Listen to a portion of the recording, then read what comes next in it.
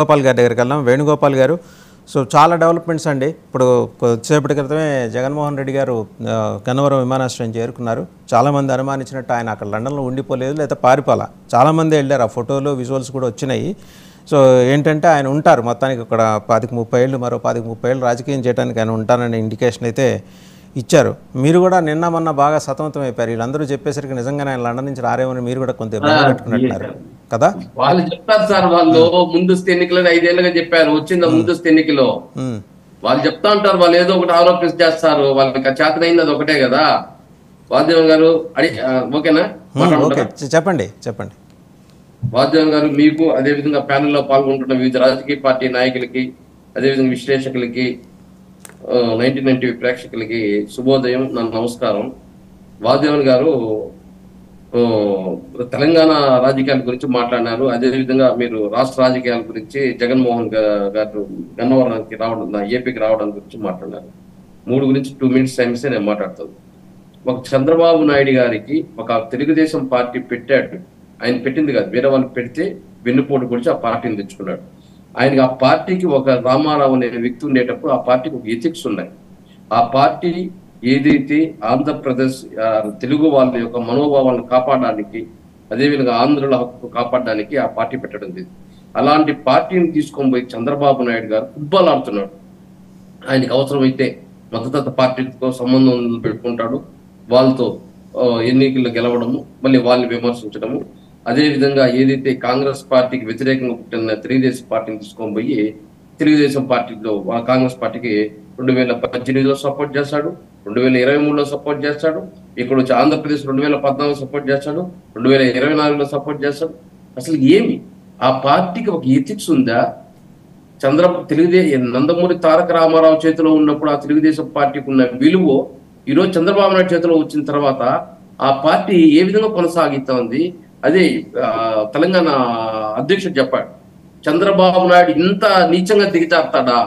మేము 5 సంవత్సరాలు జెండా మోసి ధర్నాలు, దీక్షలు, అనేక కార్యక్రమాలు చేస్తూ మా ఆస్తులు దారబోసుకొని, మేము డబ్బులు ఖర్చు పెట్టుకొని, మా టైం వేస్ట్ చేసుకొని పార్టీని నడిపితే ఒకే ఒక జైల్లో 54 రోజులు జైల్లో ఉండే బుద్ధికి ప్యాంటు షర్టు తడిచిపోయి ఈరోజు బేషరతుగా కాంగ్రెస్ కి మద్దతు ఇస్తాడా అని అడిగినాడు వాళ్ళ అధ్యక్షుడు.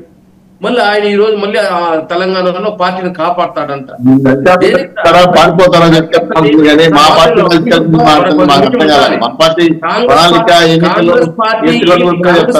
వ్యతిరేకంగా పుట్టింది ఆ తెలుగుదేశం పార్టీ.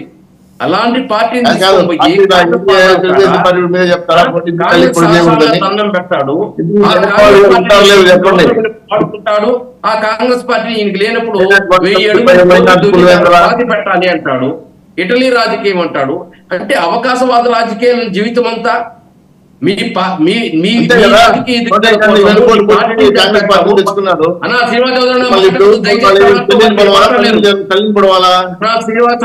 మాట్లాడుతూ దయచేసి నిన్న కూడా ఇదే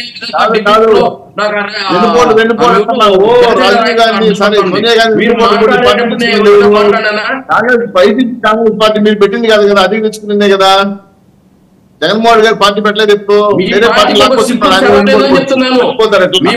ఒక సిగ్గు శరం లేదు, ఒక ఎథిక్స్ లేదు అని చెప్తున్నాను. మీ పార్టీకి ఒక సిగ్గు శరం లేదు, ఒక ఎథిక్స్ లేదు.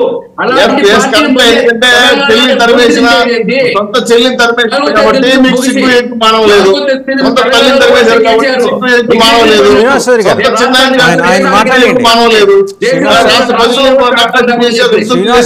మానవ లేదు.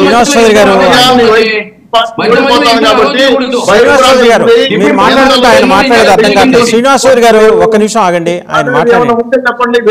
శ్రీనివాసరావు గారు మీరు ఆగండి, ఆయన మాట్లాడతారు. వేణుగోపాల్ గారు, శ్రీనివాసరావు గారు మీరు ఆగండి. శ్రీనివాసరావు గారు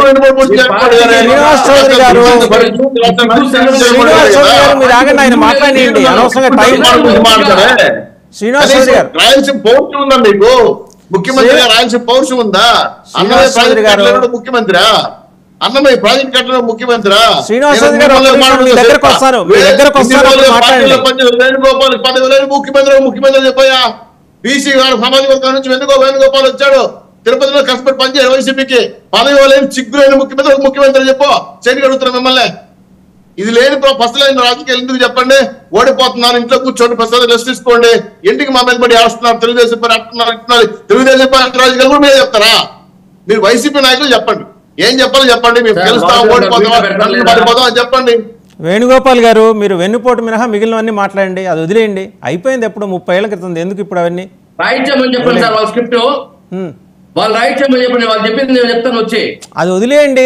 ఇప్పుడు ప్రతిసారి రోజు గుర్తు చేసుకోవాలా? అయిపోయింది. ఏ విధంగా తెలుగుదేశం పార్టీని ఏ విధంగా నాశనం చేస్తున్నాడో చెప్తున్నాను. ఆ తెలుగుదేశం పార్టీ వాళ్ళ గోల్ వదిలేయండి సార్, మీరు ఎలా పవర్లోకి వాళ్ళ గోల్ వదిలేయండి, మీరు ఎలా పవర్లోకి వస్తారో చెప్పండి. చెప్పడం జరుగుతుంది. ఏ చంద్రబాబు నాయుడు పొగడ్డానికి వచ్చాను అనుకుంటున్నారా నేను టీవీకి? చంద్రబాబు నాయుడు భజన చేశానుకున్నారు కదా 3 పార్టీలు, వాళ్ళే విమర్శిస్తారు. పవన్ కళ్యాణ్ మాట్లాడలేదా? మట్టిలో, మద్యంలో, ఇసుకలో, మైన్స్ లో పార్టీ వాళ్ళు తెలుగుదేశం పార్టీ వేణుగోపాల్ గారు, మీ యాక్షన్ ప్లాన్ చెప్పండి, తెలుగుదేశాన్ని పక్కన పెట్టేయండి. వేణుగోపాల్ గారు, అవినీతి పరుడు ఎరగాల ఏ విధంగా బీజేపీ జనసేన పార్టీ పోగొట్టుకుంటా పోతుంది. వేణుగోపాల్ గారు, జగన్మోహన్ రెడ్డి ఒకటే దొరికారు వీళ్ళకి అవినీతి గురించి మాట్లాడడానికి.